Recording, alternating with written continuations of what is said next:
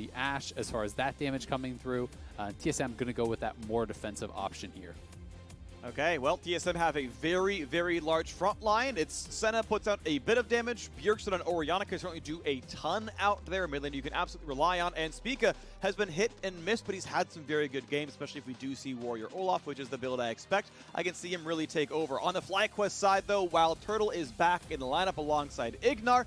IgNar has been a very strong performer this year. He's got the Pantheon support. That's going to be fun. There's a lot of really good engage out of here, right?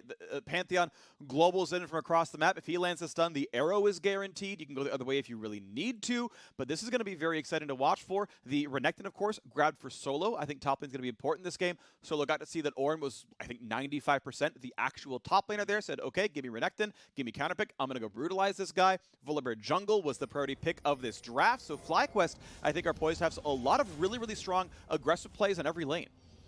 And I would say that in these style of games where the jungler has a lot of options, tracking the jungler becomes so important for TSM.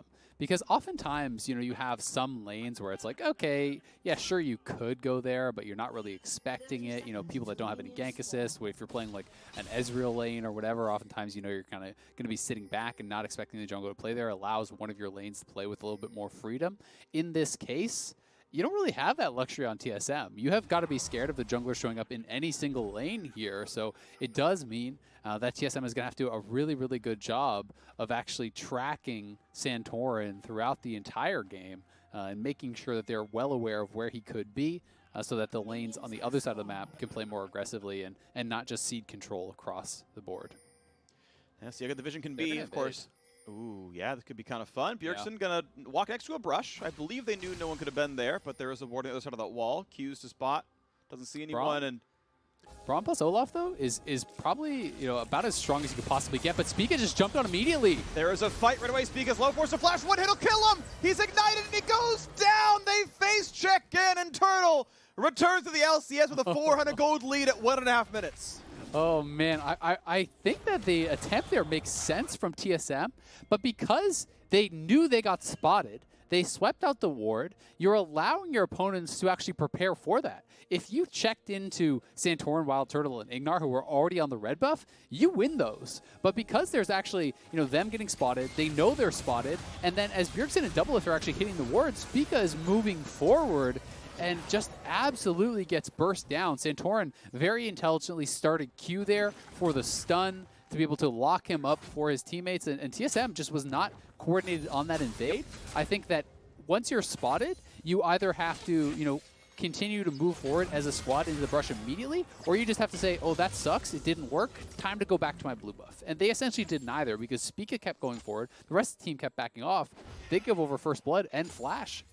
Yeah, Spica 1v3'd as the other three of TSM were literally attacking a ward, and that is rough stuff. Ward for a ward, as TSM goes, so, maybe it's equal for them. In their minds, it's a ward for a ward. So, early lane pressure here doesn't surprise me at all. There's no way Senna really deserves lane pressure when she's the AD carry. You're just too busy knocking down minions, which takes a while for you. So, okay, there's the early push. They can go fight for the first deep ward. I love this. Push 2 waves, support runs and wards either blue buff or Gromp. This is very, very standard when you have the pushing bottom lane. And he's actually going even deeper there. You can see on the minimap, IgNar going very, very far for his ward. Actually spots it way farther back near the Gromp. Sorry, near where the Wolves movement is, because they want a blue buff steal, seeing that Olaf had to go a very late start flash. with red. He can actually just be dead here. He's just dead. Spica, this is worse than the Kayn game, and I don't even completely blame him. Like, half of the first death was the rest of TSM's fault, half of that is on him for going when they're hitting a ward. That one is just like, okay, they did call bot missing, but are you really not allowed to go for your own blue? Yeah, I mean, it's tough, right? And that's a situation that you have to evaluate because, I think that TSM and I think that Spica was expecting that was just an invade from IgNar to ward it out and harass, right? You see someone missing, but you're not that concerned that it's going to be a full commit. But that's actually a 3 buff and 2 deaths on Spica this early on. And I talked about how when you're playing these Senna compositions, there is a lot of... Okay, yeah, he will have flash, but he should be okay. There's a lot of importance on the strength of your teammates because you are not enough consistent damage as the Senna alone to really make it work, right? Like, you're not going to punch through the Volibear and the Renekton quickly by yourself. You need Olaf. You need the Orianna to be having good games. Bjergsen's down 10 CS, getting zoned out. Like, you know, your jungler is just screwed. He's basically half farm. You got 3 buffed, has died twice in 4 minutes. Like, that is really concerning, not just for the individual, but for the overall team composition and how it's going to function here. Yeah, top lane lead, of course, for Solo here as well. Some of that is a wave yet to be farmed, but still feels like a lead. DoubleLift now in a battle. This is good damage, but yeah, the shield comes up. IgNar able to very easily play around this Pantheon, feeling good against Braum and Broken Blade. Hello, that is Santorin. That is a stun out of fog. You're a hit. Oh, gosh. Yep. Even as his credit goes to Solo, he's like, cool, recall in front of the wave. See you, bud.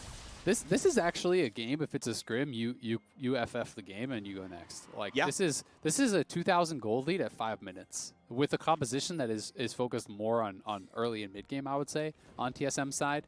I don't believe that they have enough tools to make Olaf that like 1v9 carry. So I don't think, you know, you can make this look like the kind of Yumi style games where Olaf just takes over later. There are obviously lots of opportunities still for TSM to come back, but they are at an incredible disadvantage early on. One of the few kind of saving graces here is the laning's going pretty well down on the bottom side in that 2v2. They will be able to grab this dragon, so those are a couple things working for them. But very concerning start for TSM. Okay, TSM, you've got to work back an almost 2,000 gold deficit with a Mountain Drake to your name and an Infernal Drake spawning in about 5 minutes. We'll see if it's possible. As you mentioned, yes, there is a lead for Double from the bottom lane. Some of that is the fact that Turtle took a couple of recalls off of the kills he got, and that meant he had to kind of bleed some farm. But it is Senna with a small farm lead. Obviously not a gold lead. First Blood is going to make sure that's not really the case, but top lane fighting back and forth. Stun, I believe, got immuned as he was still in the middle of Velo's breath. But Solo was 6 first. Broken Blade comfortable enough to keep battling back for the wave. Yep, Broken Blade wants to try to, you know, just push this out. Look to reset this. Spica is up there, and he just hit 6 now, so if Solo gets too aggressive, there is an opportunity to maybe get something done, but it does seem like there's some kind of pings around that area, so they're not really confident to do it. Even a back ping coming through from TSM, as PowerOfEvil did step into fog. Volibear could be up there and is. It's going to be spotted now, though, so we'll see if there is any sort of a collapse or if it's just going to be a little smite fight, perhaps. Minions getting chunked back and forth. Decent little poke by PoE. Syndra, classically considered a strong counter to the Orianna overall. So, yeah, he's going to feel comfortable in this matchup. Going to retain his roughly 10 CS difference as Bjergsen clears out the wave. And we'll see as PowerOfEvil just every single time, by the way, right? You clear out the wave, go run in a fog, go make a top laner pretend you might be invading towards him, go make the bot laner afraid of the fact you might come down the river. This is okay. New wave to fight for. Let's go do that some more. Cole stacking up for DoubleLift very slowly. And upgraded boots, always very, very good on Ashe for WildTurtle. Yeah, it's going to be pretty nice having the added attack speed there. And they're looking to set up a dive. And there's no TP on anyone except Broken Blade, so there's no way to actually respond to this. So as sad as it is, Broken Blade probably just dead already and probably knows it. Syndra is going to be coming in, and we'll see how they start this up. Ults a lot of the wave, Solo ults in, a lot of damage. They turn off the turret. There is no possible way you survive. It was effortless, and the gold comes over. A second assist for PowerOfEvil. Now IgNar wants an evade. Bjergsen is out of mana. Easy autos come in, couple of slows there. Really good chunks. Bjergsen forced to go away, and Turtle says, hey, remember me? We used to be teammates, and I got you killed yet again. Now Spica's got to run back out of his turret, back down, and wow, that's IgNar going in. You gotta be kidding me. TSM are in shambles. I mean, Spica is paper. He didn't have anything except a jungle item and boots at that point. He just bought a ruby crystal now. But, you know, as Olaf, you're just so squishy at that point. We're going to see this one more time. Bjergsen just out of mana. They know he didn't have flash, so Turtle just pushing up here. You can use that empowered shield, getting some damage down. Turtle heals for the move speed, flashes in, finishes him up. And then Spica, this is just too brave. I mean, if you hit the axe, maybe he's thinking I could just flash in and finish off Turtle, but the axe gets sidestepped, and then you're stunned up and just burst down very, very easily. It's honestly so hard to see TSM having any chance of a comeback in this game. It's 8 minutes in. You're down 4,000 gold. The Olaf is going to be, like, falling off before he's ever online. Like, he's never going to have a strong point in this game. No, I don't even know if he's going for Warrior anymore. Like, is this going to be, like, a late-game Cinder Hulk? You know, this is terrible. Yep. Okay, but here comes the first big play for TSM. Good damage here towards IgNar. Now it's Turtle who has absolutely nowhere to go. He's ultiless, he's summonerless. No perfect game. TSM will get on the board, and the kill goes over to Spica with a nice shutdown because of the kills that he got. So TSM, signs of life, but this road is uphill and it's very steep.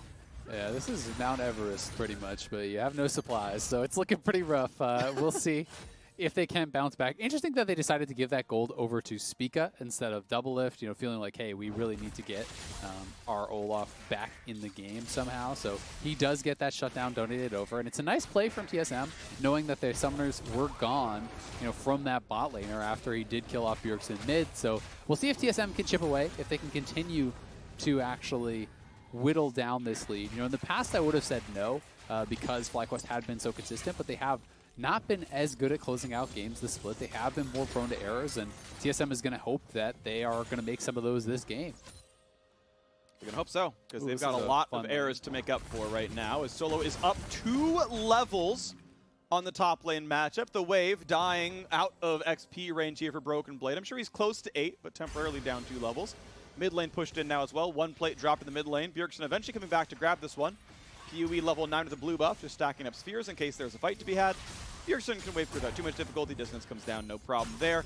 And Solo again walks in, looks for the stun, gets this one. Conqueror stacked, chunks down some minions, feels pretty good about it. Yep, good trading back here by Broken Blade, but the problem is Solo has lifesteal, right? And he has, you know, healing off the Q, so he's going to be healing back up, and as you get whittled down like that, you're always terrified of potential dive. Obviously, Broken Blade does know that DoubleLift and Treatz are already up here. FlyQuest is already making a move to take down this dragon, and the Herald is not there to grab, so you know, there's not really much of anything for TSM to get up on that top side. And it does mean it's going to be first turret down here on the bottom side. I wouldn't mind Santorin, you know, just dropping it for the guaranteed turret. And you could even potentially push 4-2 since the bot lane's up there, but they're looking to hold it for a dive on Bjergsen and then try to take that turret away. And I think they just have this mid lane turret, so they actually potentially could get 2 here. And this is terrible for Orianna to lose it this early.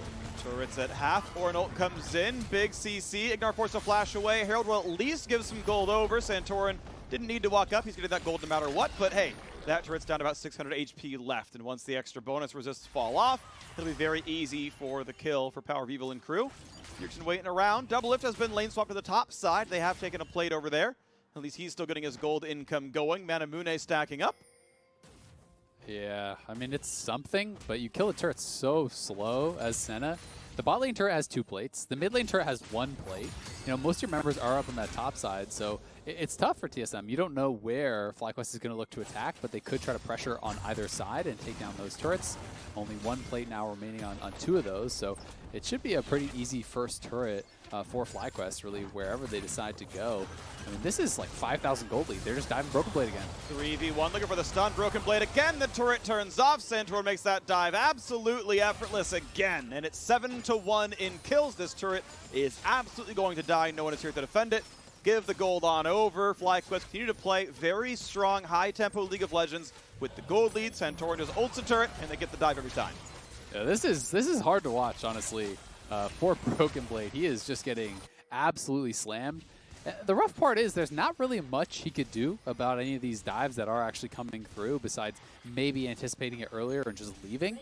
There's no way really for him to survive. His teammates have not been in position to ever really defend him on any of the dives. They don't have TP on their mid laner to actually try to get up there and help him in a lot of situations. Spica was put so far behind, so you know, Santorin can just go wherever he wants. He doesn't have to be worried about the Olaf, but Broken Blade already dove 3 times now and just put so far behind, right? You know, he's 40 CS down on the Renekton. He's 2 levels down on the Renekton. You know, WildTurtle is the same level, and IgNar is catching up. So this is a brutal game. Like your front line isn't even going to be tanky on TSM, and you have no damage behind it.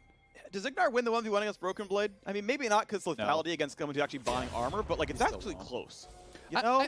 I don't think so. I think that's too far. Ornn is still so good in melee champions. Like, you know, you can't get actually bursted down by IgNar. Like maybe there's some world where he whittles him down slowly, but it's pretty hard to actually fight into Bellows Breath and the damage proc there. Well, you saw some little resource juggling. They made sure DoubleLift got the ward kill. Spica, though, was grabbing the red buff. They made sure that he got that gold and XP onto himself. They still want to keep him, you know, up to date and relevant if at all possible. 7,000 gold difference.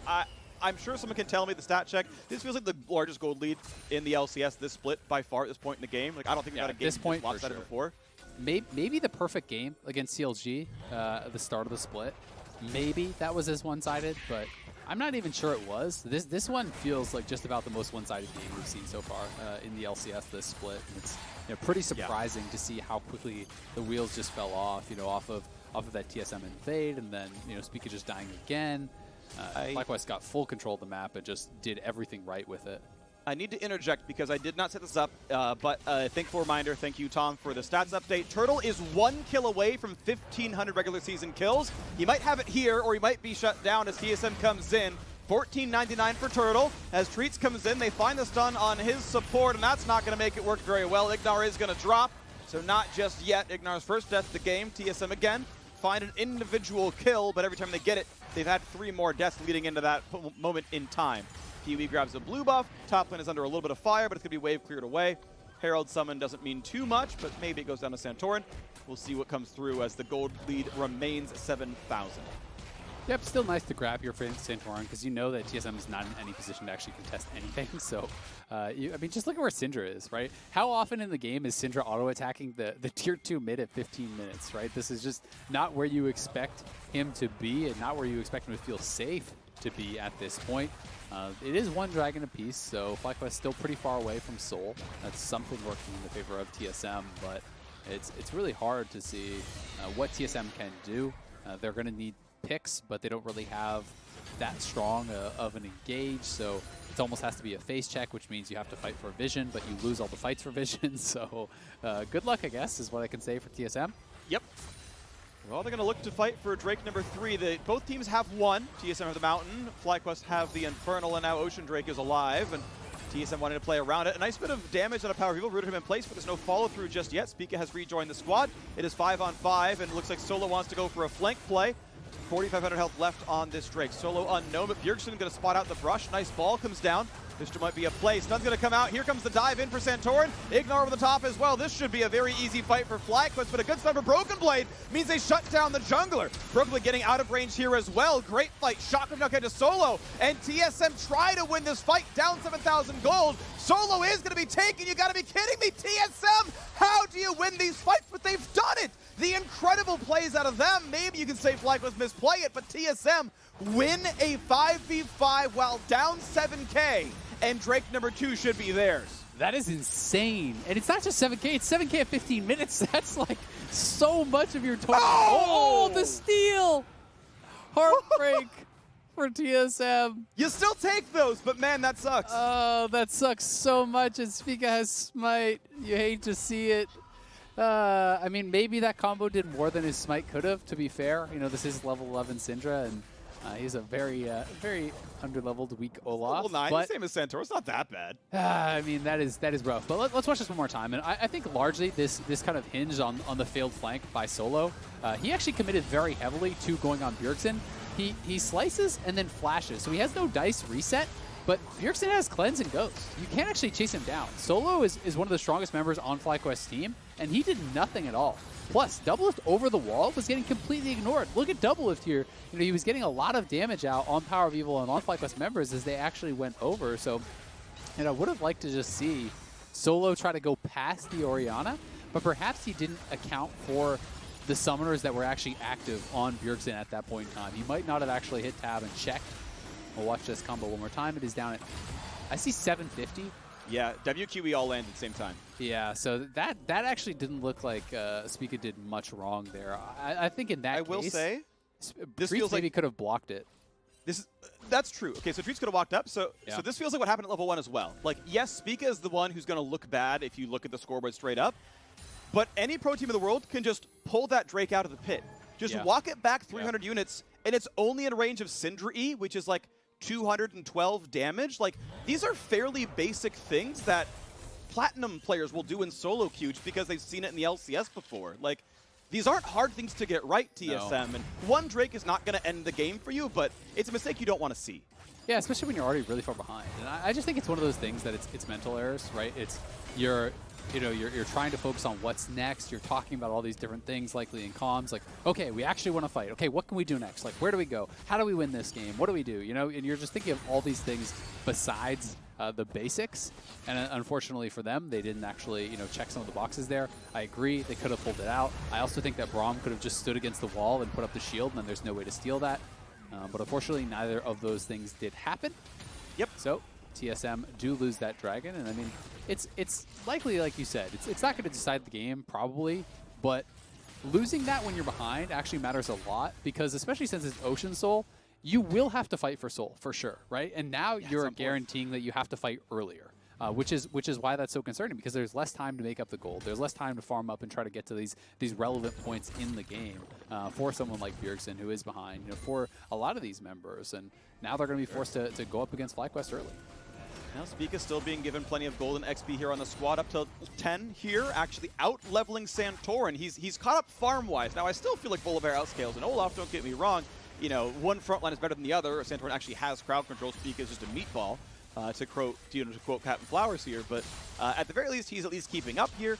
Farm still going through. Solid CS, a lot of members. 50 CSD in the top lane is going to be really rough. That's a counter pick in tower dives for you right there. Mid lane's at least close. Bot lane's at least close. Yes, TSM's down 6,000 gold, but there's, we saw the last team fight went okay with 7K difference. This one, maybe it's winnable with 6K difference. Yeah, it's always possible. It is always possible, but it's hard to say, right? Because Solo is one of the strongest members on the team. And if Solo has a good fight can look like DoubleLift dies instantly, right? Just to Solo. In that fight, he literally did nothing. Like, he forced summoners out of Bjergsen, but, didn't even connect on really anyone. So that alone can change it so much. And TSM will have a long path to walk here. But I do agree, it is good to see Spica catching up somewhat. Yes, he is not where he would want to be, but he got the shutdown, he got a couple assists and another kill. That is going to put him at least at a point where he is somewhat relevant, where he can't just be completely ignored. I do think that, given the fact that they had the Braum Olaf early game, they were hoping to kind of invade and have him a couple levels ahead and a lot of CS up on the Volibear. Even you'll take, given how it started, but it's still probably not where they want to be.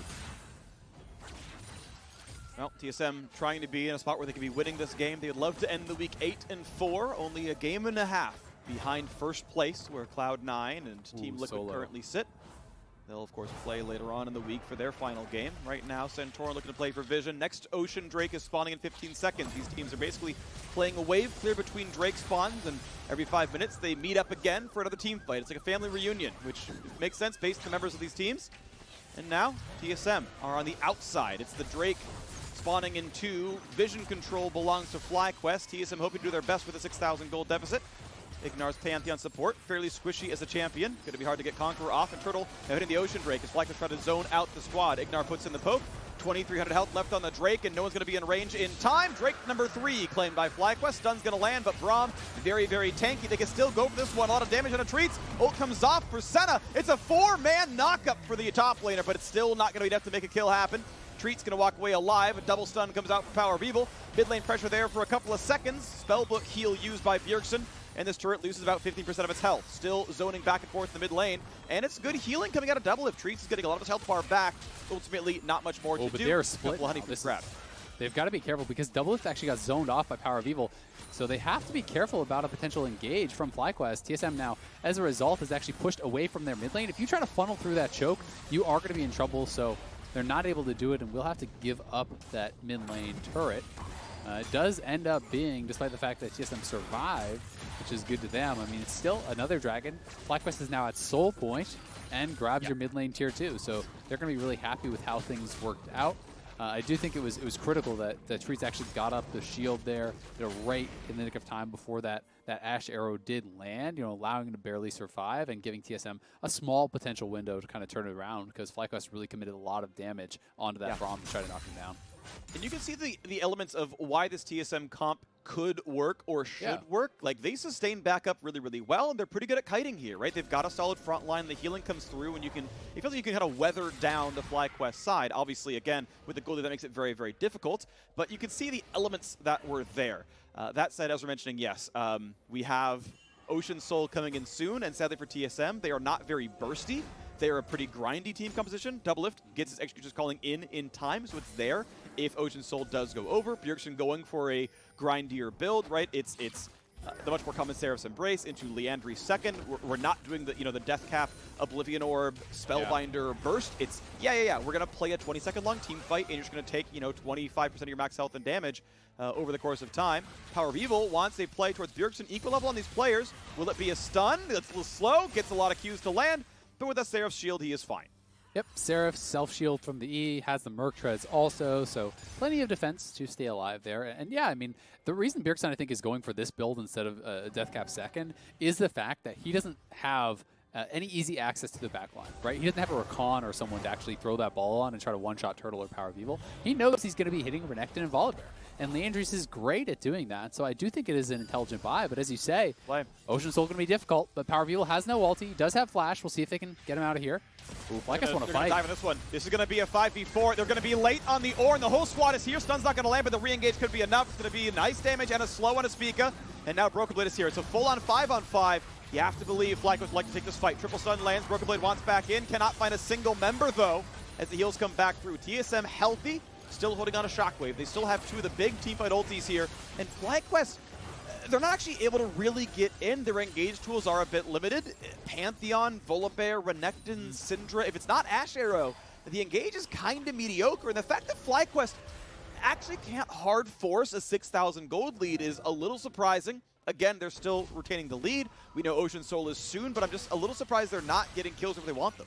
Yeah, I mean, it is the engage options, right? That is the key, as you're saying.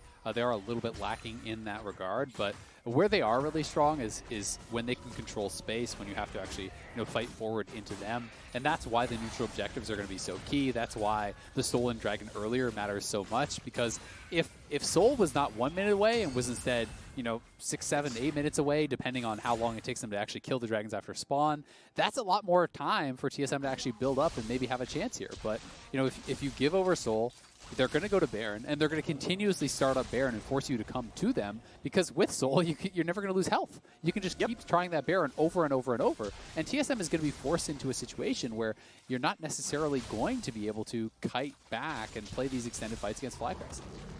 Bjergsen knows he's safe enough to kill a Gromp, and yeah, I mean, Ocean Soul, it's in 44 seconds. It feels like we're just fast-forwarding 5 minutes at a time. Yep. There haven't been kills, I want to say, in 12 minutes or so. Like, it's been so long. I called out at, like, 12 minutes into the game, like, hey, Turtle's at 1499, one more kill, and it's 1500 for him. Devil, by the way, is first place, to get to 1500. WildTurtle second, so 1 and 2 are in here, and, neither have gotten kills in a very long time. Ocean Soul spawning in 20 seconds. FlyQuest, the gold lead's actually up to 8,000. They're actually growing the lead off the turret kills they're getting, just not off champions, as mid lane pokes back and forth. Drake spawns in 10, and FlyQuest own the bottom river.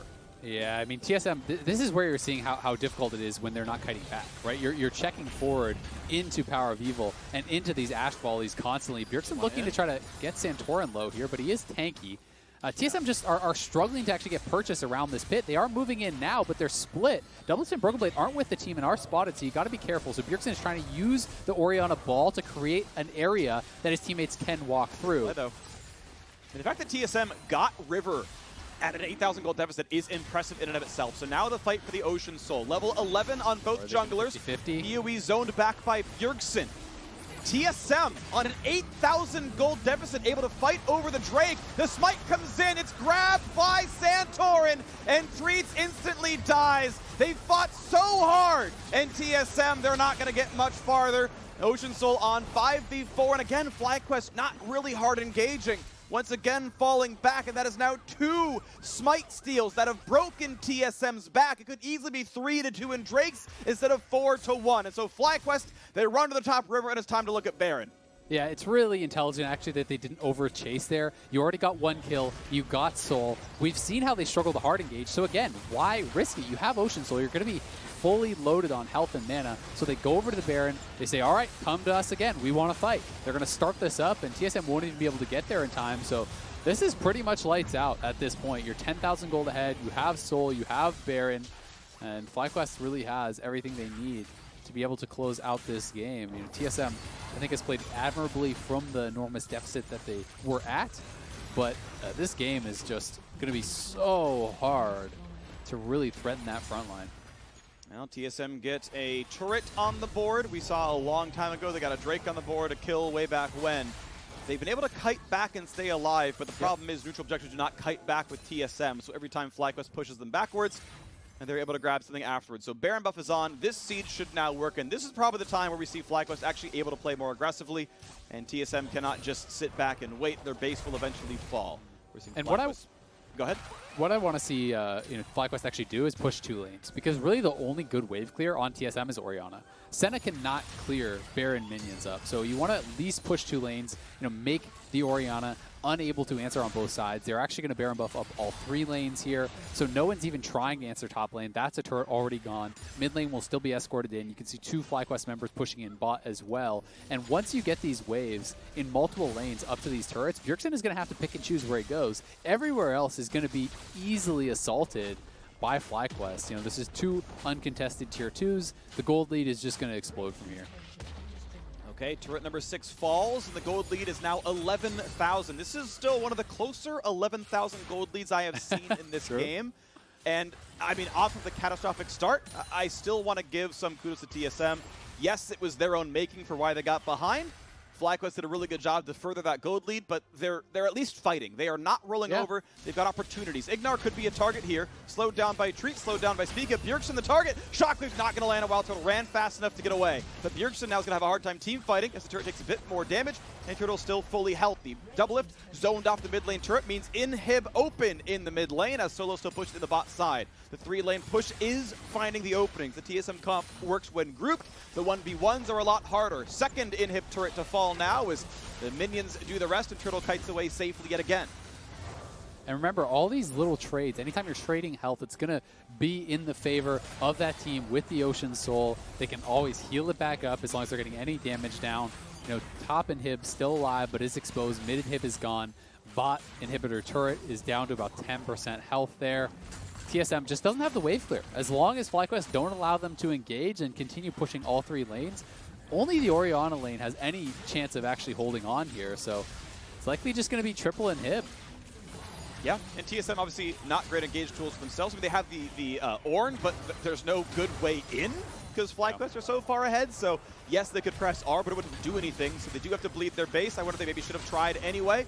Triple inhib coming very, very soon. Baron buff time's out. Solo is the target finally, but he's got Guardian Angel, so they only get an item cooldown off of him. The re-engage comes in. They miss literally every possible skill shot. Solo just flashes without CC on him, and the 3rd inhib falls. TSM tried after the turrets were already gone. Maybe a bit too late. Time to defend now with double Nexus turrets. As the recall comes through for Solo, he'll PV back in with full health, and we'll try for round number 2. Big stun on the backside. DoubleLift forced to run back to the fountain, presses W, goes for a couple of auto attacks, grabs a couple of souls. Needs the help, though, as the turrets are falling. One of them about to drop. Stun's going to land on the front line. Treatz is safe for this one. Once again to the front line, Solo fights with Broken Blade, but they might find a stun before too terribly long.